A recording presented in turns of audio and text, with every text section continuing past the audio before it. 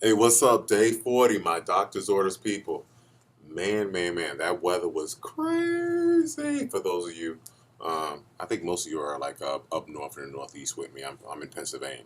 So listen, today is day number 40.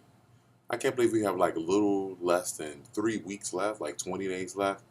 Wow, it's been definitely um, a challenge. It's definitely been a challenge. Seeing some of you guys push through, so I'm definitely thankful for you guys. Listen, I'm noticing my core. Listen, for the core people, I'm proud of you guys. I'm proud of you guys. For everybody else, I'm still happy with you. Just stay in, jump in whenever you can. Listen, these videos are gonna be on YouTube forever. You know, so just jump in on YouTube at any point and go through day 1 through 60 with this program. This is free to anybody. All right. I guarantee if you stick to this program and stick to a healthy diet, I'm talking about a paleo diet with a caloric limit on it, or a vegan diet with a caloric limit on it. Trust me. I always talk about those two diets because to me, those are two of the most effective and healthy diets that fit in with everything that that I know and that's healthy and nutrition. I'm not saying any of the other diet programs aren't good. I'm just saying when I look at diet programs, the vegan way and the paleo diet are pretty much for me my favorite diets. There's some diets people swear by that work well. Some I think are downright horrible. Some I think are pretty good, but vegan and paleo, you really can't go wrong. Zone diet is pretty good, but zone just talks a little bit more about what I like about a zone diet. There are limits. So a lot of us CrossFitters do a paleo zone. You follow the zone proportion in your meals, what you should eat as far as your macronutrients, but those meals can only be composed of paleo. To me, if I was going to pick a perfect diet, that would be the perfect diet because that definitely puts a limit. The problem is you can eat the healthiest food in the world. You eat too much of it, you're still going to be overweight and not healthy. All right. So let's get it going. So today's workout is this. I'm going to challenge you guys. I'm going to challenge you guys. So what I want you to do is this. I want you to do weighted push-ups. What do I mean by weighted push-ups? Without putting on any weight. Check this out. I want you to find a step or a platform as high as you can, men and women. And guess what? I'm seeing no other workout program that makes you do decline push-ups with chest release. I'm so big on chest release. I'm so big on the fact that once you develop full range of motion in your workouts, see, your workouts aren't your time to compete. Your workouts are your time to maybe compete against yourself with nobody watching and only you looking at your numbers. So that when you get into competition, unfortunately, when you're in competitions, whether it's any type of competition, powerlifting, strongman, or CrossFit, you're allowed a little bit, leeway as far as the range of motion. They're strict, but there's some things they may a little bit allow. Here's my thinking when I train you guys in my Doctor's Orders program. I want to beat your body up. I want to train you as hard with the strictest movements as possible. So when you get to the competition and you see, oh, we don't have to go all the way down with push-ups. That's no problem because you've been doing chest release push-ups. I guarantee if you're able to bust your ass with chest release push-ups, you can do any other type of push-up out there. But if I have you doing push-ups where I just say, okay, go as low as you can go, and then just tell you just to focus on that, even though, don't get me wrong, that's your modification, but I told you just to do that. When you get to a competition where they say, okay, let's do chest release, you're done, you're screwed. All right? So here's what we're going to do. So you're going to take a dumbbell. Women, see if you can go up to 20, 30, 20 or 30. Men, 30, 40, 50 maybe a little bit too much for the number of reps that we're doing.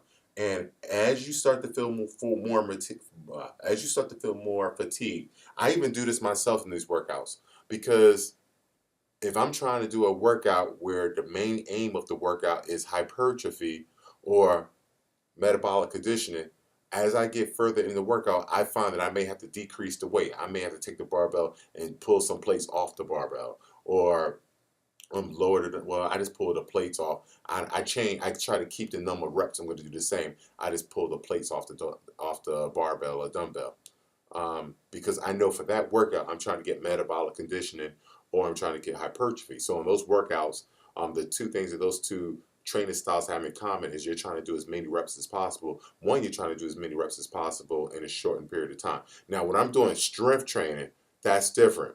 I keep the heaviest weight I could push on that barbell on there.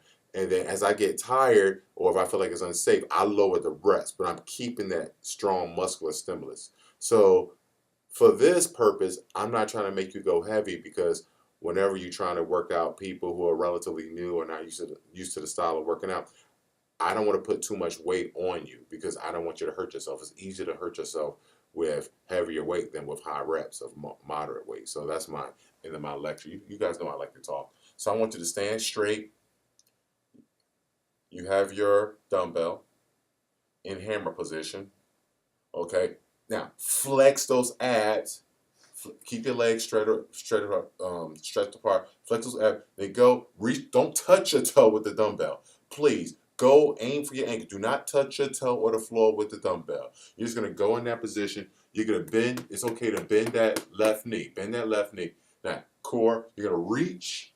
Make sure you bend your entire body. Your right shoulder, my right shoulder is pointing towards you. You're gonna come up, press. It's okay to use this left hand, support the knee. Or if you want to work that core some more, it's okay to have your hand behind you. But as you start to get tired, it's okay. Because your goal is to get as many reps in as possible. Okay? And then you're going to switch. Okay? So I want you to do 10 each side. Once you're done, immediately get to a step. Actually, let me pull this camera down.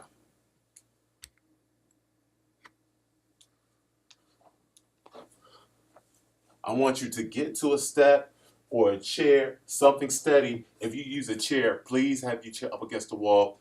I want you to have your body your legs above your head, and you're going to do push-ups, hand release, decline push-ups. Keep your body straight. So hand release, push, push. So you can start out, whoops. Hey, so with that, let me move you guys around. Good, good. So with that, I want you to do 10 of those. So 10 of the lawnmower press up, 10 each side. Then you're going to do 10 hand release push-ups. I want you guys to do 7 rounds of that. I want to burn you out. 7 rounds of that, all right?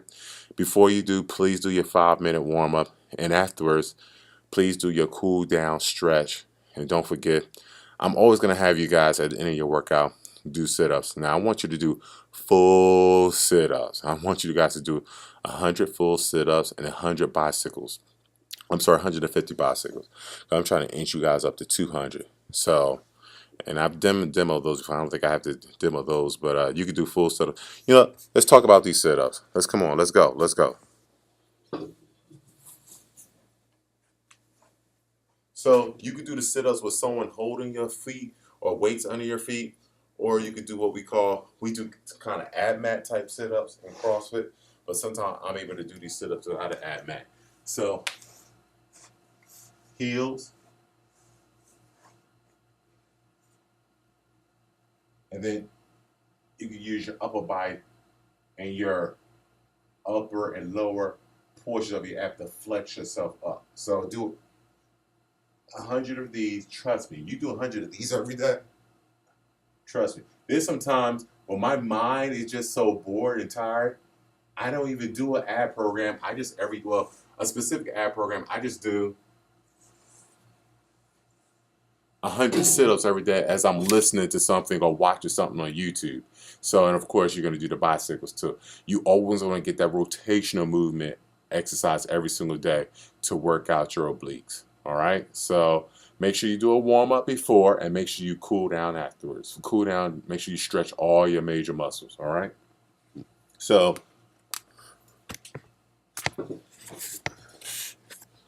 this is going to work you. So if you feel like it's starting to get too easy, make it heavier. Like I said, you're only competing against yourself. You're only competing against yourself. I when I do my own workouts, I make workouts that are terribly hard that I know are killer for me. So when I get to a workout, it's like, oh, okay, they're doing something that's actually much easier than how I even train myself. So I'm always ready. And my time suck when it's funny. My time suck when I'm training on my own. You know, it's ridiculous. It looks ugly when I train on my own because I'm pushing myself. But then I get to a CrossFit competition, it's like, oh, okay, a little bit better. All right. Um, the other day I did like a burpee pull-ups. They were ugly. I fought through them, but it was tough. So I fought through those. All right. So let's get it going. And peace.